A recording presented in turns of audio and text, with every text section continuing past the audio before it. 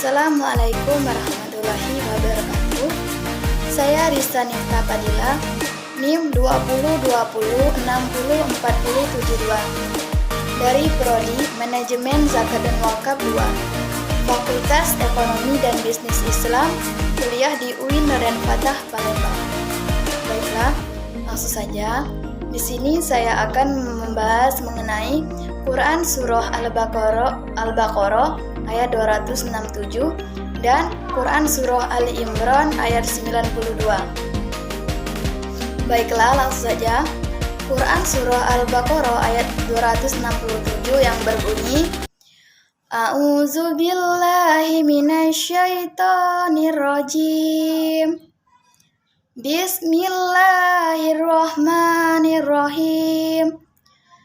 Ya ayyuhallazina amanu anfiqu min thayyibati ma kasabtum wa mimma akhrajna lakum minal ardh wa la tayammamul khabisa minhu tunfikuna wa lastum bi'akhizihi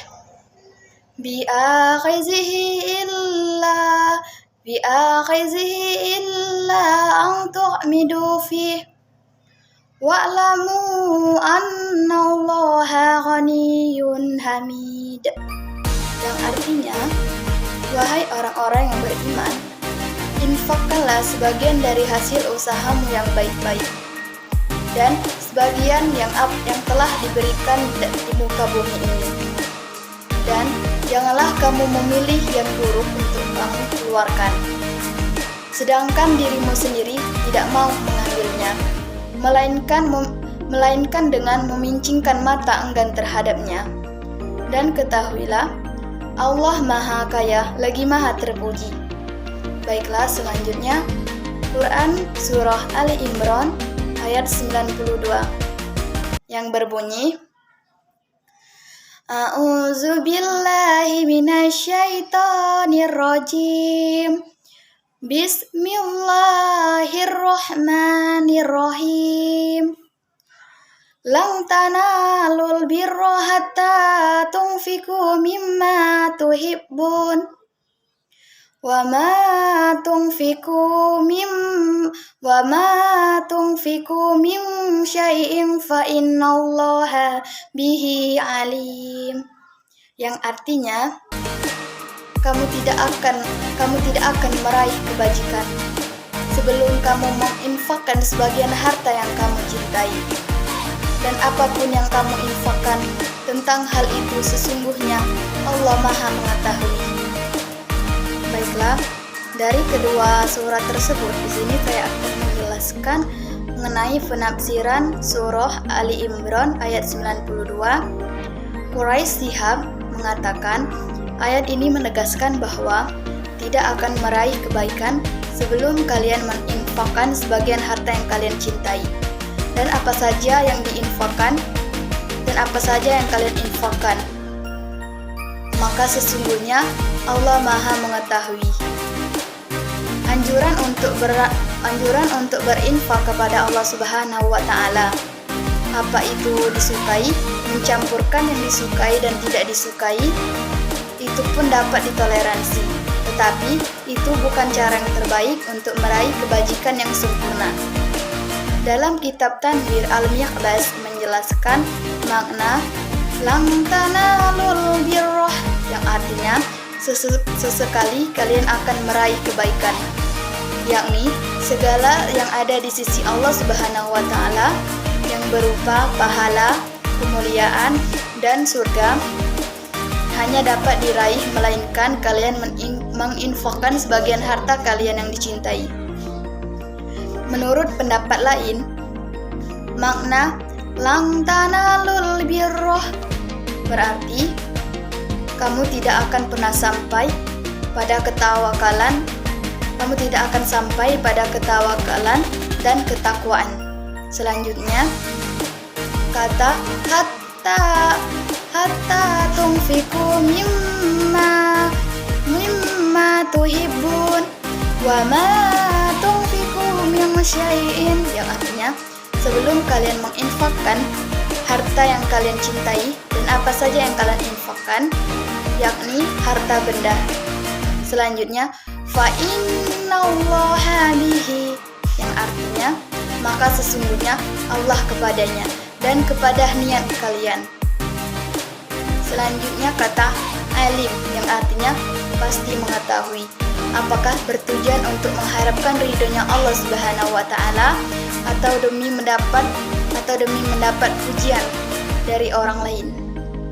Baiklah, adapun asbabun nuzul dari Quran surah Al-Imran ayat 92 telah menceritakan kepada kami, Abdullah bin Yusuf telah mengabarkan kepada kami Malik dari Ishaq bin Abdullah bin Abu Talha bahwa dia mendengar Anas bin Malik radhiyallahu anhu berkata, Abu Talha adalah orang yang paling banyak hartanya di kalangan Ansar di kota Madinah, berupa kebun pohon kurma, dan harta benda yang paling dicintainya adalah Bairuha, sumur yang ada di kebun itu yang menghadap ke masjid.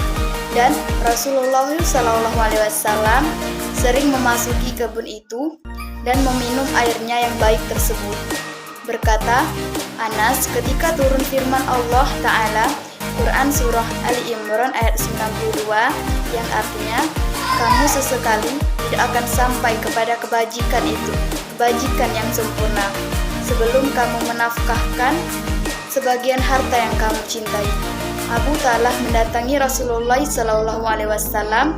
Sesungguhnya Allah Ta'ala berfirman, kamu sesekali tidak akan sampai kepada kebajikan yang sempurna sebelum kamu menafkahkan sebagian harta yang kamu cintai, adalah Bairuha itu, dan aku mensedekahkannya di jalan Allah dengan berharap kebaikan dan simpanan pahala di sisinya.